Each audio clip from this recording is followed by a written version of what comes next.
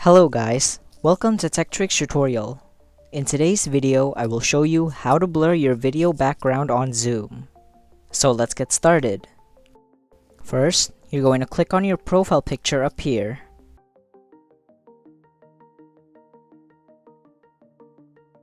Now you're gonna click on check for updates. And you're gonna make sure that your Zoom is updated to the latest version. Now hit close. Then click on your profile picture again, and this time you're going to click on settings. From here, you're going to click on background and effects.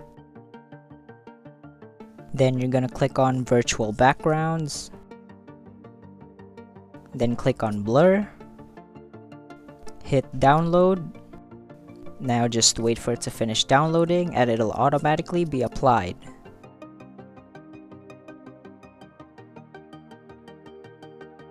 That's pretty much it. Thank you for watching this video. If you found this video helpful, please consider dropping a like and subscribing to the channel.